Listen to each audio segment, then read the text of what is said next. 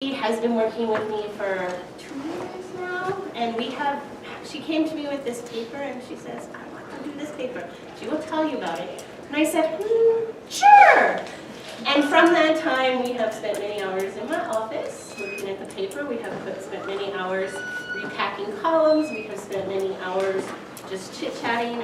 I've been privileged to be able to just have lovely conversations with her to help her find where she's headed in the future. Because in October, she came and said, yeah, I think it's grad school. And I said, yeah, we can totally do that. And we have totally done that. She's headed off to School of Mines to continue work in the energy field and just in a wonderful lab that's so exciting. Sarah is just a wonderful student, a wonderful person, and a wonderful soccer player, even when she gets a concussion. And I could not be happier to, well, I'm sad to see her go, but more happy to see her go on to the next phase of her life. And as you will see, she has done an amazing amount of work for this project, and I will appreciate that for years to come. Go ahead. Thank you, Deanna. Yeah, like Deanna said, this started over a year ago with an article that I found and I thought was very cool, and Deanna agreed, and then we've been working for over a year now to turn it from one paper into a branch of research that we can actually do here. So, first of all, why do we really care in the first place? Carbon dioxide is a greenhouse gas, which does not necessarily mean that it's bad, because we do need greenhouse gases. The problem is when we have too many. And this diagram shows the way that solar radiation comes in and should behave in an ideal situation. So the radiation comes in here, and it bounces off, and then some of it comes back to the Earth to warm it, but then most of it is supposed to go back out. The problem is that when there's too much greenhouse gases, less is getting back out and more is stuck in here, and it's causing a lot of problems. And you might have heard that carbon dioxide is naturally supposed to go up and down. That is true. That is what this blue line is showing. These are called glacial and interglacial cycles, and these are the cycles of carbon dioxide levels that have happened since the last ice age, when this environment started in which humans could actually live in. The problem is that we were actually at a peak in this cycle when we started increasing carbon dioxide emissions a lot, which has made the effect even worse. And 350 ppm is what most scientists agree on as a safe level of carbon dioxide. However, we have actually recently surpassed 400, so we need to start figuring out ways to get back to the safe level before the repercussions are basically irreversible. So what can we do? The first method is called adaptation, and this is using human strategies, engineering strategies to deal with the repercussions. And one of the maybe more popular problems that's associated with higher CO2 levels is sea rise, because as I mentioned, the greenhouse effect is causing warming effect, and among other things, that is causing glaciers to melt. And these rising sea levels are especially problematic for cities that are on the coast, obviously. And one example of this is this seawall adaptation method in the Netherlands, because the Netherlands is a country that is particularly at risk because they're primarily under sea level, so sea level adaptation methods are especially important for them. And another way of adapting is these more natural barriers. This is a salt marsh restoration project, and this is kind of a similar idea to seawalls, just using a more natural version. The second strategy is called mitigation, and this is actually reducing carbon dioxide levels in order to reduce the repercussions instead of having to deal with them. And we are at a point where we need to be doing both of these, but my project is focused more on mitigation. And the first example of mitigation is clean energy. You probably have all heard of wind energy and solar energy, and the point of these is that they have less carbon dioxide emissions, so they are cleaner, and yeah, that's a mitigation strategy because it's using less carbon dioxide than fossil fuels. And the second one is carbon uptake. What is carbon capture? Carbon capture sequestration, also just called carbon capture, can reduce up to 90% of emissions, which is a lot, which is why it's a very popular method, and there are a lot of different types of strategies that fall into this category. One of them is CO2 uptake, which is why I'm going to explain how this whole process works. There's 3 steps. First one is capture, and specifically carbon dioxide is this molecule up top that has the black carbon in the middle. And then I also show nitrogen and oxygen gases because in a smokestack, it's not just carbon dioxide, it's a mix of gases. And then this coconut shell is my biomass sorbent. So this is kind of an animation of how this works. We want all of the other gases to go through while we are capturing the carbon dioxide molecule so that we can capture as much carbon dioxide as possible and let the other gases go up because they're not as detrimental. Second step is transport. This is getting the carbon dioxide off of the sorbent and actually transporting it to where we can actually put it underground, which leads into the third step of sequestration and actually capturing the carbon by putting it underground in a geological formation where it can stay for a long period of time. And it's important to note that these three steps all go together, but they're kind of pretty complicated problems in their own, so you have to look at each one separately, and I am looking at specifically capture. So how do materials actually capture gas? The first process is called absorption, and this is where the gas molecules are actually integrated into the molecule. You can think of this like eating a pie because it's becoming integrated into your body. And the most common example of this is photosynthesis, because plants take carbon dioxide in and then convert it into sugar and oxygen. But the process that I'm looking at in my project is called adsorption, and this is different because the gas molecules don't go into the molecule, they just interact and kind of stick to the surface. You can think of this like getting a pie thrown in your face. So, it's a very cool strategy. How do we make it actually realistic? First aspect is sustainability. Again, because the whole point of this is to reduce emissions, so we have to come up with something, starting with the materials in the first place, that will actually be sustainable and be a better option. And a good way to start off and use this as a springboard is looking at natural waste materials. And then cost and efficiency. These seem pretty obvious, but they have a very complicated relationship because you can start off with a very cheap material, but if it doesn't work very well, it's actually not going to save you money. So these two kind of you have to look at over the whole process and get to a point where they actually work together well. And once you have a strategy, of course, you have to make it feasible on a wide scale so that it's a good option for a lot of people. And biomass materials are a class of organic materials, which means they're primarily composed of carbon, hydrogen, and nitrogen. And again, I mentioned natural waste materials. Not all biomass materials are waste materials, but in looking at waste materials, this is a really great option to start because usually we aren't using them anyway, and since they're natural, they're pretty easy to obtain. And then, of course, we need to increase uptake capacity, which is what this whole project is about. So before we decide specifically which type of material we need to use, we need to know what we want it to do so that we can figure out how to make it do what we want it to do. The first, of course, is a high uptake capacity. We want it to be able to uptake as much carbon dioxide as possible because that's pretty much the overall goal.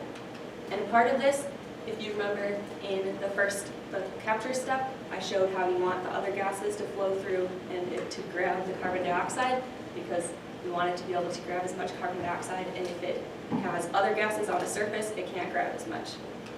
And then the ability to actually grab the carbon dioxide quickly as it's passing by. So the first characteristic that's going to get us to do what we want it to do is narrow micropores. And this animation kind of shows on a simple scale what that means. The first surface has no pores. You can see it's completely smooth. The second surface has a pore, which is kind of represented by this half circle. It's not always a perfect half circle, but this picture kind of gives you an idea of what it would look like. And then narrow micropores means that they're smaller and narrower, and there's more of them. So this is what the gas flow will look like. This is how many molecules can stick to the surface. When you add a pore, more gas is able to stick to the surface. And that's because of an increased surface area by having these extra grooves in the surface. So therefore, if we have more pores, this will increase the surface area. And this is what it looks like in a picture from an actual real material. That is a no-pore surface. It kind of has these indents, but those are just imperfections on the surface. They're not pores. And in that little orange box, that shows what a pore looks like. And then in this last photo, you can see that it's a smaller scale, so these pores are in fact smaller and there's more of them, and that just means there's more surface area, so we can absorb more gas. Second characteristic is adding nitrogen groups into the material. And this is because the interaction that's actually allowing the carbon dioxide to stick to the surface is happening between the carbon in the CO2 and then the nitrogen in the material. And the micropores have a pretty straightforward relationship because we know that we want as high of a surface area as possible, but the nitrogen groups are more complicated because at a certain point, too much is not a good thing. We know we need them, but we don't know exactly how many we need. So, how do we pick which type of material to use? We turn to the literature, and this is the paper that started it all. It's happening in a more engineering materials-y focused group at the University of Wyoming, led under Dr. Malham Fan. And so this paper was very cool, but we again had to figure out a way to transform it into being applicable at Lawrence. And they tell us that we should use porous carbonaceous materials. Porous, as I kind of explained already, it means it has pores on the surface. And then carbonaceous basically just means that it has a lot of carbon in it. And the reasons, the first one is that they're cheap and easy to work with, and of course, especially on a large scale, this is always a good thing. And then they're able to remain stable in these smokestack, high energy, high heat applications, which is what we want. We can actually tune their pore structure to get a higher surface area, and that's very good because they start off kind of, you saw in the picture, kind of smooth, but we're able to actually improve the porosity so that we can increase the surface area. They can regenerate, so when they let go of the carbon dioxide in the transport step, we can then put them back and reuse them, and that makes them more sustainable and efficient in the long run. And they're insensitive to water vapor, and this is very important because a lot of things react with water vapor, and water vapor is in the smokestack, so the fact that they're able to stay stable and do the job we want them to do and not get sidetracked by the water is a very good characteristic. And this paper, like I mentioned, is focused on coconut shells, and when we first saw this, we were kind of brainstorming, okay, coconut shells are cool, how can we add different types of materials? And we thought of an avocado pit and nut shells, primarily almond and walnut. So, we know what materials we want to use, we kind of have a starting point, and now we need to bring this project to Lawrence. And there's three main questions driving this whole project that we thought about at the beginning in order to figure out how to set up this project. First one is which materials work the best, and from that, why, so that we can go on to make them better. And the first part of this is sample preparation, because we're not just going to throw a coconut shell up into a smokestack. We have to actually do chemistry to it to get it to a point where it's going to work. And then we actually flow the carbon dioxide on the surface to see how much it can uptake. And then characterization is using instruments to tell us something about the materials because we want to know what's happening each step along the way so that we can figure out how to improve each step along the way. And the main relationship we're trying to get at is how the structure of the material is affecting how well it performs. And that, again, will help us make them better. You can think of this more simply. It's characterization, then crazy chemistry, and then more characterization. So what do we need? We thought of the first instrument that we have at Lawrence is the CHN analyzer, and this one will tell us structural information. It will tell us the element ratios of carbon, hydrogen, and nitrogen in the material, and then specifically how many nitrogen groups, because I mentioned that that's a complicated relationship, so we definitely want to know how that's changing so we can determine if it's helping. And then the BET is going to tell us about the pore structure and the surface area, and also tell us about CO2 uptake capacity, which is of course what we're trying to get at. And then the flow system kind of does the chemistry and the characterization, because it's allowing us to do all the reactions we need to do, as well as flowing carbon dioxide over our material. So first, I'll tell you about both of these instruments. CHN analyzer stands for carbon, hydrogen, and nitrogen, because again, these are organic materials, and those are the three main components. Those are the ones we want to know about. And this will tell us elemental analysis, so it tells us the percentage of each of these elements in the material, because it will change as we do reactions on it, and we want to know how, and then how that is affecting how well it works. This is how the instrument actually works. We have two gases. The first is helium, and this is the carrier gas, which means that it's going to carry the sample through the instrument.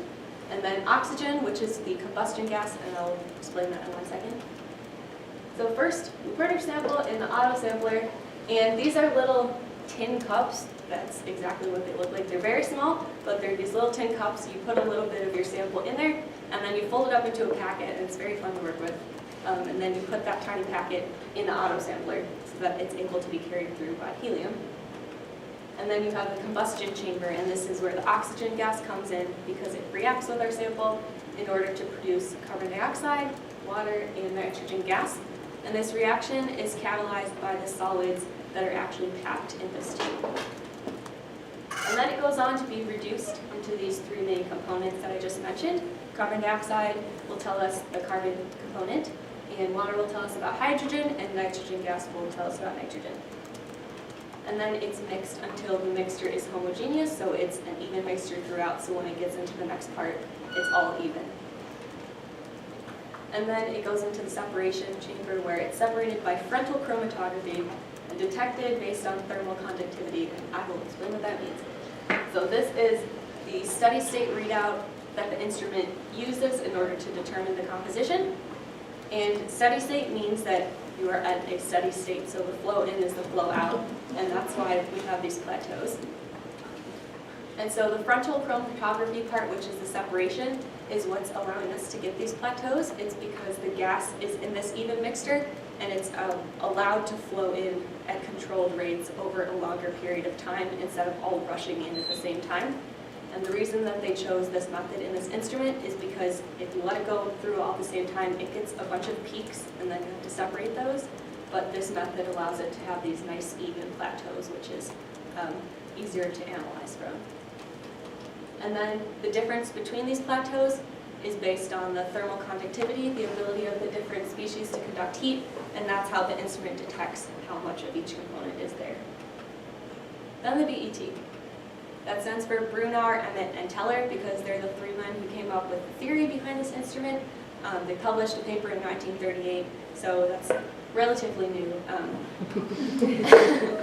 And this deals with multi-layers of gas, so you flow gas onto your surface, and then, of course, multi-layers means that you flow more than one layer. And this will tell us, again, the structure and performance because it will tell us about the surface area based on the porosity of the material as well as its ability to uptake the carbon dioxide. So how this works is first you start off with this dirty material. It has oils, water, and other stuff on the surface which is clogging up all these pores, and that's bad because we want the pores open so that they can take up gas. So you put it under vacuum, and then it's cleaned. And then the pores are open, so it's already increased the surface capacity. And the next part, of course, this is where the multi-layers come in. So the gas flows in until it produces a layer, but remember, it's multi-layers, so it keeps going until you have multiple layers built up on the surface. This is great. We know what instruments we want to use. The problem is that neither of them was actually working. So that was the first step, is fixing these instruments. The first I focused on was the CHN, and this was because, as Deanna briefly mentioned, the tube was broken, and the combustion tube is very important because that's what breaks up your material. Without it, you can't get any information. And it was cracked, so we had to take it out and then repack a new one, and then it got even better because once you turn the instrument off, you were basically starting from ground zero, so we had to recalibrate it and tell it to do everything that it knows how to do.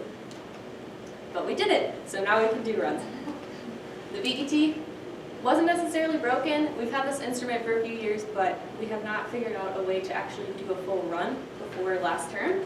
This was partially due to the fact that we couldn't find a manual. And I did find a manual online. It actually wasn't as easy as I thought it was going to be, but I did, and that was great. But then I got this massive manual, and I had to figure out how to translate this thing into actually getting an instrument to work, which is also not straightforward whatsoever. And last year, a student named Miko, who was also in the chemistry department, was able to figure out how to get the cleaning chamber to work, but we haven't been able to use the right side, which is the adsorption chamber, at all. But we figured out how to do it, and that was very fun, pretty exciting, because now we can use this instrument that we haven't been able to use since we bought it. So, fix the CHN, fix the BET, now we have to come up with a flow system. This is what we started with. You'll notice that that's a blank slide because we did not have anything. So So this is a basic diagram of the flow system that Deanna and I came up with. And on the left you have these gases. One of them is nitrogen, and then the other one is either air or CO2, because you never need both of these at the same time, and we had two nozzles, so that allowed us to just switch and use the same infrastructure for those two gases. Then these flow regulators are pretty much how it sounds. You regulate the flow, so you turn them until you have the flow that you want, and you can control exactly the flow rate, because it does matter, and different reactions require different flow rates. And then furnace oven, because we need to be able to heat these samples up and also have this controlled environment where we can heat them, we can control the heating rate and the heating temperature and the flow at the same time. And then a quartz tube, this is where we actually put our sample that rests inside of the oven. And you can see in there, that's the sample inside of the tube. So we now have all these three things. We can run some reactions. The characterization at the top is just preliminary, because we want to know what our ground up sample first looks like, so that again we have a starting point so that we can notice how it's changing. And then we want to take CHM and BET information after every step so that we can really get at exactly what's happening. And then in the middle we do some reactions. The first one is carbonization, and that means how it sounds. You're converting it to pure carbon residue. And this reaction was as far as we were actually able to get, so I want to show you a simulation of what it would look like. So we start off with a coconut shell. Like I mentioned, you can't really just throw up a coconut shell, so we ground it down into a powder, and then we had to come up with a receptacle to put it inside of in the tube so that it wasn't just on the quartz tube itself, and we just made a simple aluminum foil boat and then put our sample in there. And then we put it in the oven. We flow nitrogen over it at 200 milliliters per minute, and then we ramp up the oven at a controlled rate to 500 degrees Celsius, and then it's kept at that temperature for 2 hours to allow the material to carbonize. And so, see, it starts off as light brown coconut shell, and it became darker, and it essentially looked like charcoal, because charcoal is carbon. So you can probably imagine what that looks like. And then, of course, there are other reactions that we weren't able to get to, but still very important. Hydrogen peroxide pretreatment is basically getting the surface ready for these modifications that we're going to do. And then we do the modifications. So this is adding the nitrogen groups in, and then changing the porosity of the surface to increase the surface area. And I don't have pictures of my own, so I borrowed these from the paper to show you kind of why we do each of those reactions. This is the same picture as before. It starts off with no pores, it's smooth, but it's also bulky. So after the pretreatment and the urea nitrogenation, this is what starts developing the pore structure, and it also gets those nitrogen groups in there. And then after the activation step, this is what really develops the pore structure further, so it really increases the surface area of the material, which is what we want. Then, of course, you need to flow carbon dioxide over the surface. And this is done in two different ways, because the BET will put in a ton of carbon dioxide so that we can see what the ideal total uptake is, so what the material can, in a very ideal situation, actually uptake. And then the flow system represents the more accurate replication of what the smokestack environment would look like. So it's a mix of gases, and we would test different temperatures, because different applications in these power plants would be occurring at different temperatures, and that's going to change how well the material works.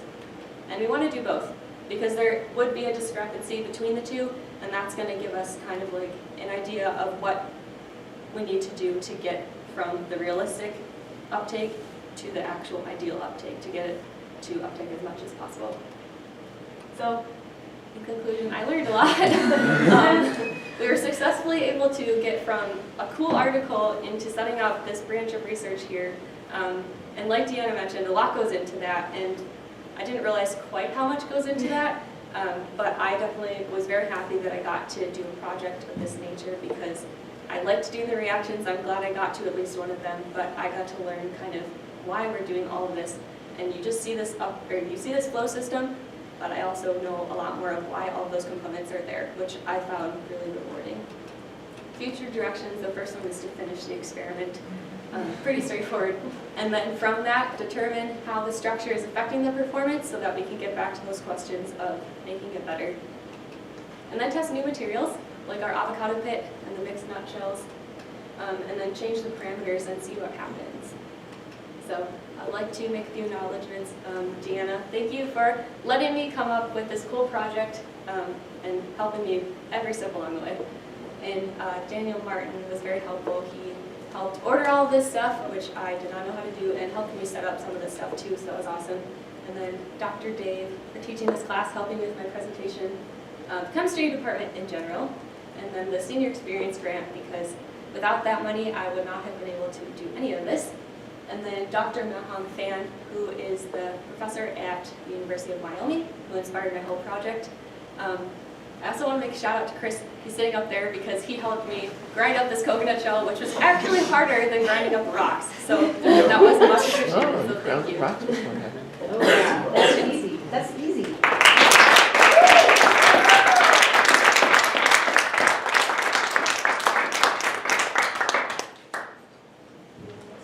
Yes, Chris. So it seemed like you were focusing on nuts, but is there any reason why you chose nuts in general, not any other form of biomass material?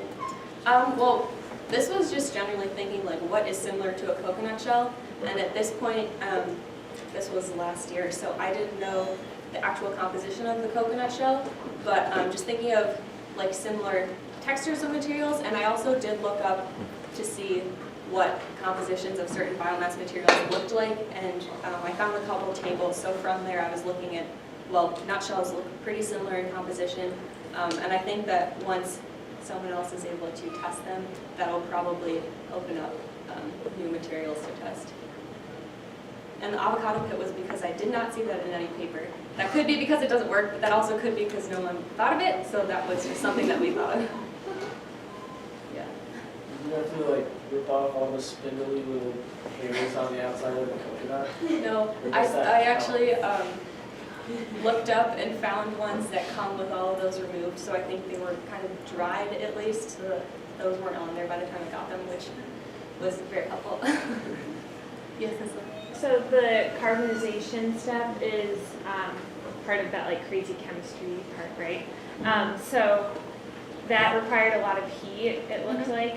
Do you think that is a sustainable way? Like, do you think that that amount of heat will be offset by what it can do?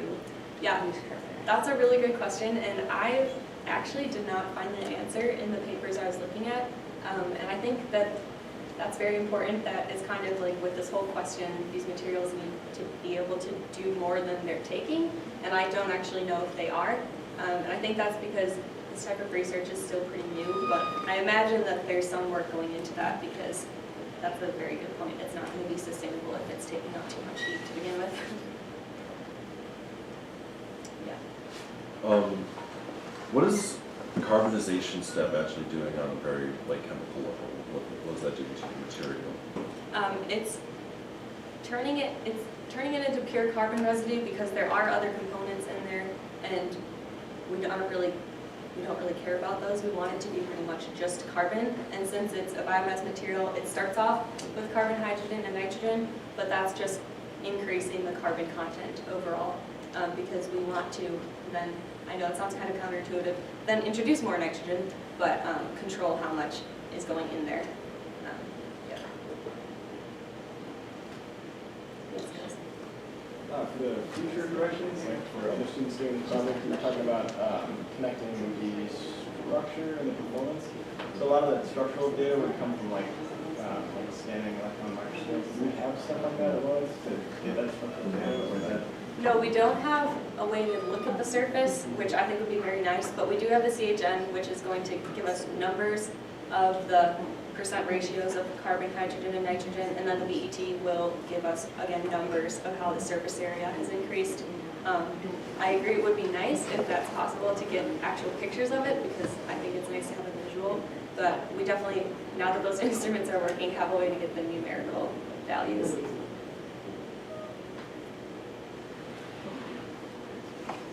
Any other questions? Okay, let's thank our speaker again.